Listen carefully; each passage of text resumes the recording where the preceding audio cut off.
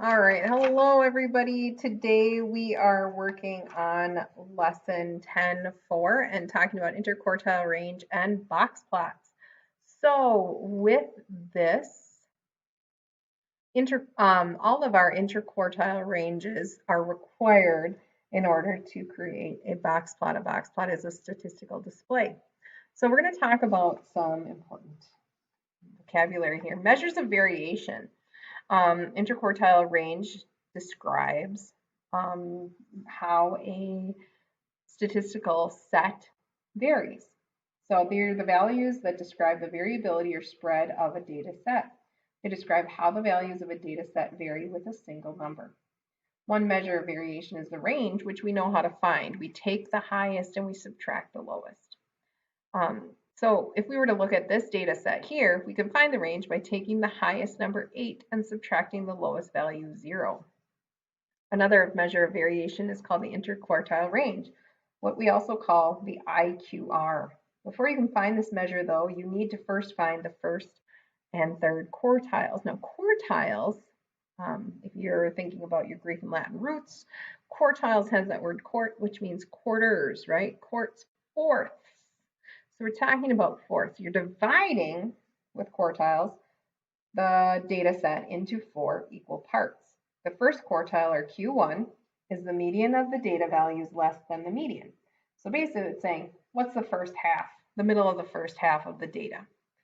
Quartile 3 is the middle of the upper half of the data, finding that median there. Q2 is also your median, so that's your second quartile. Interquartile range is then the distance between Q3 and Q1. So finding the range. So we take Q3 and we subtract Q1 and find the IQR, which in this case is 5. This represents the spread of the data set. All right, let's take a look at example 1. The table shows the approximate maximum speed in miles per hour of different animals. First part here, we need to describe the variation. So what we do is take our highest value and subtract our lowest. 70 minus 1 is 69 miles per hour. This tells us that the speed of animals vary by 69 miles per hour. The second step is to find the median. Now in order to do this, remember we have to list our data from least to greatest. So I'm going to go ahead and drop that into my little table down here, and then we can start finding the values. Begin by finding the median. So I'm going to go in and in and in. Oh, there's 2 middle values. So I need to choose what's in between the 2 of them. And that in this case would be 27.5. Remember how we find that. 25 plus 30 is 55. And then we take 55 divided by 2, and we would get 27.5 as our median. Now that we've found that, I'm going to cover up the upper half and find Q1. What data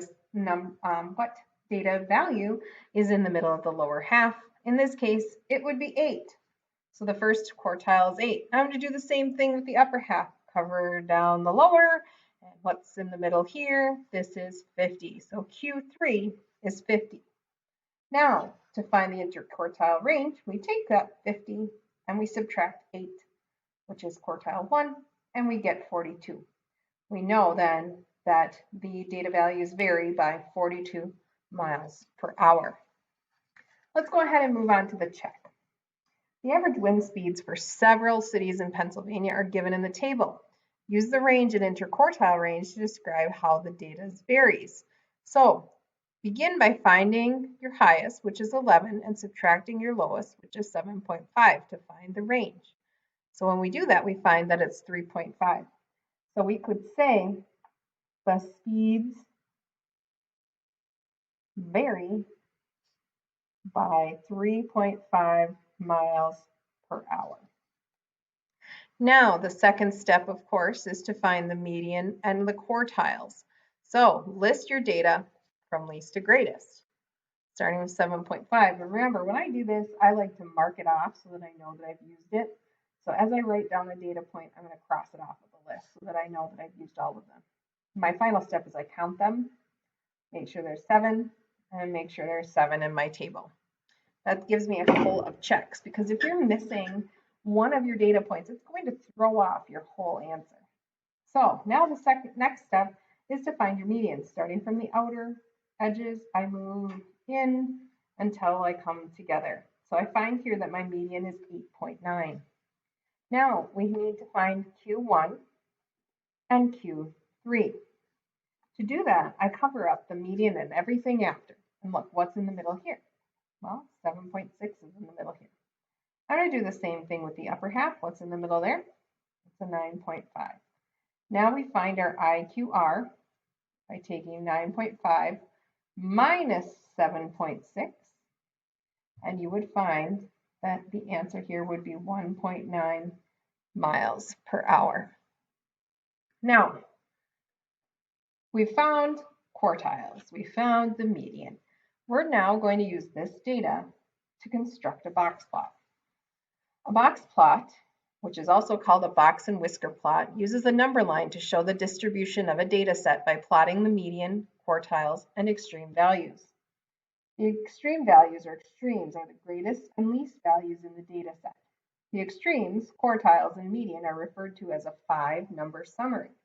So when you look down at your box and whisker plot down here, you'll notice there's only 1, 2, 3, 4, 5 numbers represented. So that's all you need to draw a box plot. A box is drawn around the 2 quartile values. The whiskers extend from each quartile to the extreme data values, unless the extremes are very far apart from the rest of the data set. The median is marked with a vertical line, and it separates the box into 2 boxes. Box plots separate data into 4 sections. These sections are visual representations of quartiles. Even though the data may differ in length, each contain 25% of the data. It's not always going to be equally spread out.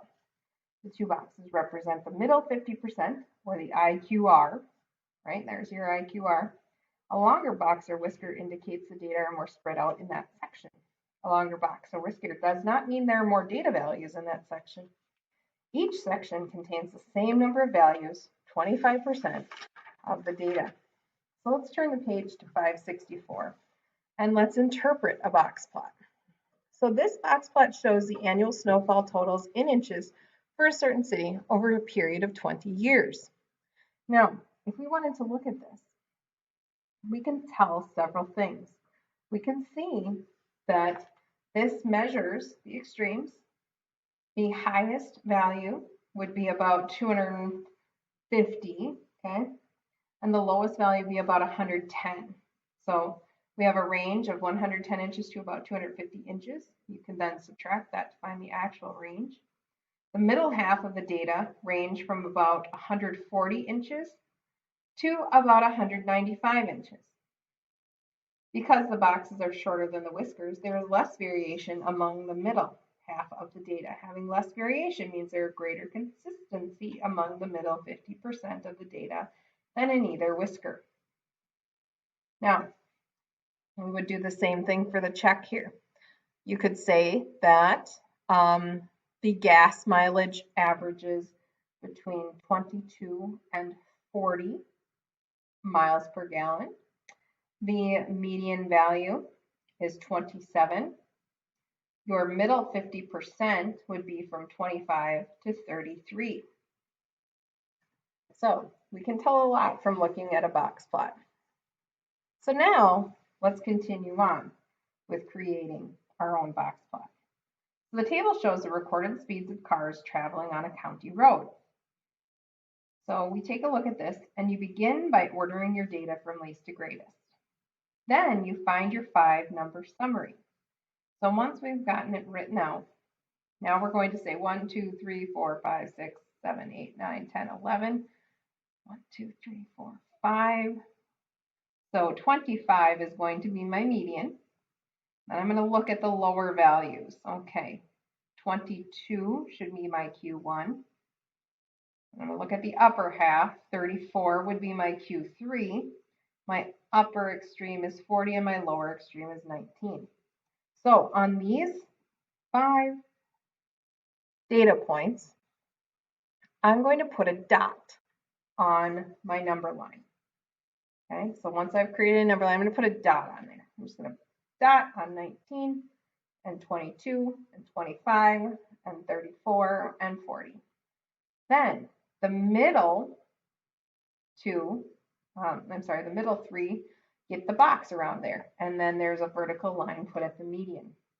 Then we draw our whiskers to extend on either side, and there's your box plot. That's all you need to do. Now you can actually describe this. The recorded speeds range from 19 miles per hour to 40 miles per hour. The middle half of the data ranges from 22 to 34. Because the boxes are longer than the whiskers, there is more variation among the middle half of the data. Having more variation means there is lesser consistency among the middle 50% than in either whisker. So let's go ahead and try this with our check. Once again, we start by constructing. I want to look and find what are my highest and lowest values. 1 is clearly my lowest, and 15 is my highest. Now, we're going to make a number line. 1, 2, 3, 4, 5, 6, 7, 8, 9, 10, 11, 12, 13, 14, 15. Clearly, I made that way too long. And we can put in our values. 4, 9, 10, 11, 12, 13, 14, 15. I'm going to put a dot at my lowest extreme and a dot at my highest extreme. And now I'm going to list out my values least to greatest. 1, 2. We have a 3, 4, 5, 5, 5, 3 5s. Okay. We have a 7 and another 7, 2 9s, 10, 11, 15. Now I'm going to double check. 1, 2, 3, 4, 5, 6, 7, 8, 9, 10, 11, 12, 13, 14. 1, 2, 3, 4, 5, 6, 7, 8, 9, 10, 11, 12, 13, 14. Very good. Now, find your median. So begin in the middle. We should go with 7 in. 1, 2, 3, 4, 5, 6, 7. Our median is going to come in between the two of these. So I'm going to put a dot at 6. This is cute too. Cover up my middle half of the data. 1, 2, 3, 4, 1, 2, 3. So there's my Q1, which is a 4. Do the same thing with the upper half, going in until we touch at 9. So there's my 5-number summary. Now we can create our box, vertical line for the median, and our whiskers coming off either side. Okay, now we describe it. Range from 15 to 1. Okay, middle 50% ranges from 4 to 9. We can see that our box is shorter than our whiskers, which shows there's less variation in the box than there is in the whiskers. And there's a lot of information that we have here. All right, so that is the end of today's lesson. Please make sure to complete your homework online. If you have any questions, please let me know. There will be some notes that will go with this, so make sure to catch up on those. All right, have a great day, and we'll see you later.